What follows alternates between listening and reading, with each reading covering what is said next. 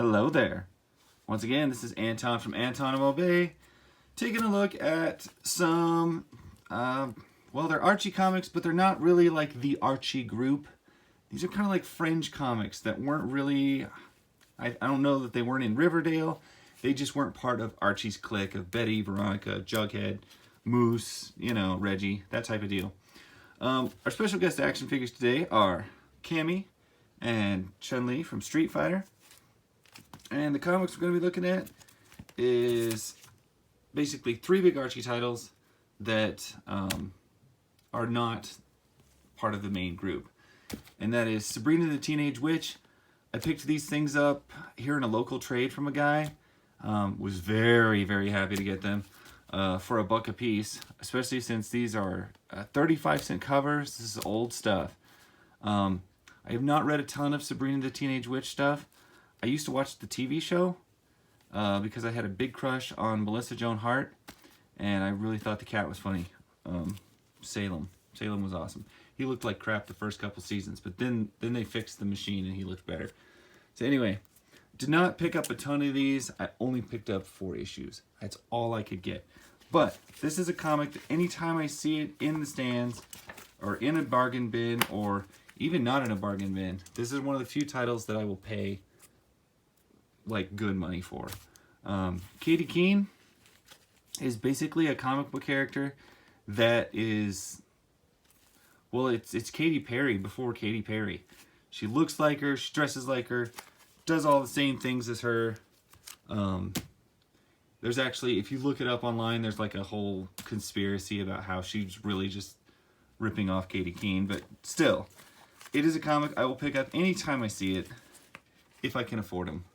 And sometimes they are cheap. Most of the time, they cost me some jack. I've spent up to like, you know, $7 or $8 per issue for this stuff.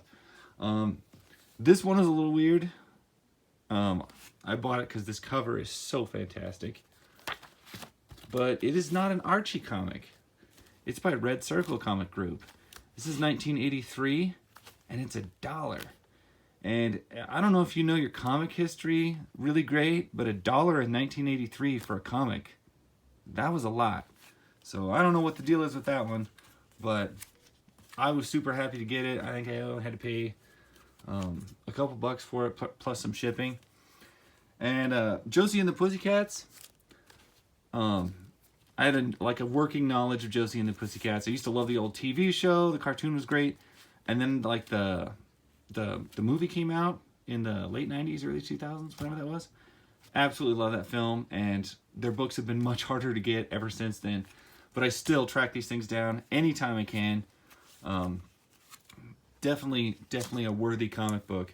And I think this is one of the older ones I've got. It's 25-cent cover. I'm not positive on the year on that, but I love it. I love how she's wearing a McDonald's outfit. All right, that's my like 3 big Archie titles that I'm always looking for that I can't ever really find.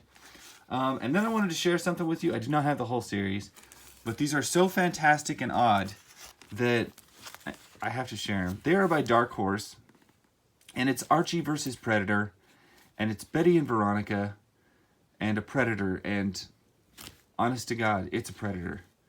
A lot of characters die. It's very violent and gory, but it's also very cartoony because it's Archie, and that's what's great about it. If you guys haven't heard of this series, go check it out. I highly recommend it.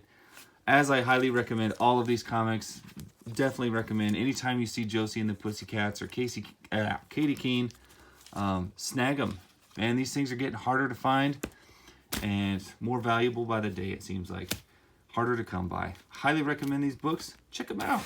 That's my story. I'll catch you guys later.